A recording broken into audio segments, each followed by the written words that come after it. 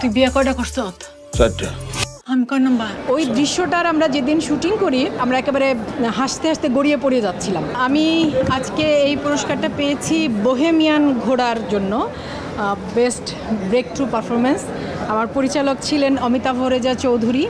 এটি হইচইয়ের একটি series, OTT series. ধন্যবাদ। আমার খুবই ভালো লাগছে। আমার পরিচালক অমিতাভ রেজা চৌধুরীর প্রতি কৃতজ্ঞতা, আমার সহশিল্পী মোশাররফ করিম এবং বোহেমিয়ান ঘোড়ার পুরো টিম, সকলের প্রতি ধন্যবাদ। ধন্যবাদ অ্যাচিভার্স অ্যাওয়ার্ড, এই আয়োজন যারা করেছেন, স্বপন ভাই, খুবই সুন্দর আয়োজন এবং এই পুরো আয়োজনের সাথে যারা সংশ্লিষ্ট সকলের প্রতি ধন্যবাদ এবং কৃতজ্ঞতা যে অভিনয় শিল্পী হিসেবে তারা আমাকে সম্মানিত করেছে। মজার বিষয় হচ্ছে মাত্রই তো মানে একটু আগেই তো বেরিয়ে এলাম। আমাদের যেটা হয় নমিনেশন পেলে শিল্পীদের একটু অংশ ক্লিপিংস দেখানো হয় বড় স্ক্রিনে, তো বড় স্ক্রিনেও ওই সংলাপের অংশটুকুই দেখানো হচ্ছিল যে তুই বিয়া কয়টা করছস। এবং অ্যাওয়ার্ডটা রিসিভ করার পর অডিয়েন্স থেকে কয়েকজন চিৎকার করছিল যে আপু একবার একটু সংলাপটা শুনতে চাই। আমি বললাম যে আমার সংলাপটা না হয় আমি দেবো, কিন্তু মোশাররফ ভাইয়েরটা কে দেবে?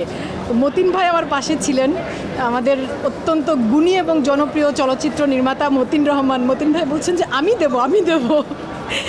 এবং হ্যাঁ, খুবই ভালো লেগেছে। আসলে হয় কি, ওই দৃশ্যটার আমরা যেদিন শুটিং করার সময় আমরা একেবারে হাসতে হাসতে গড়িয়ে পড়ে যাচ্ছিলাম। মানে মোশাররফ ভাই, আমি, খসরু ভাই, আমাদের সিনেমাটোগ্রাফার অমিতাভ ভাই। তো একটা পর্যায়ে শর্ট কাটতে হয়েছিল কারণ আমি বারবার হেসে ফেলছিলাম।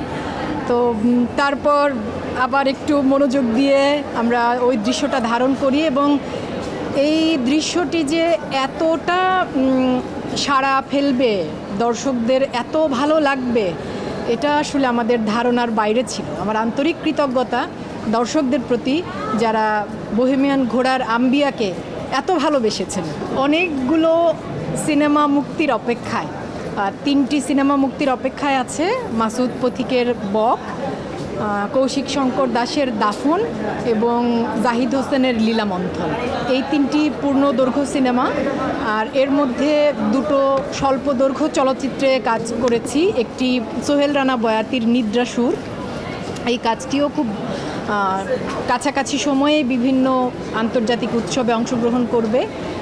আর সামনে একটি টেলিছবিতে কাজ করতে যাচ্ছি, অনেক দিন পর টেলিভিশনের জন্য কাজ করতে যাচ্ছি এবং সেই টেলিছবিতে আমার টেলিফিল্ম আর কি যেটা বলি আমরা, আমার সহশিল্পী হিসেবে আছেন বাবু ভাই, ফজলুর রহমান বাবু, আমাদের দেশের মানে আরেকজন দিকপাল আমি বলবো অভিনয়ের।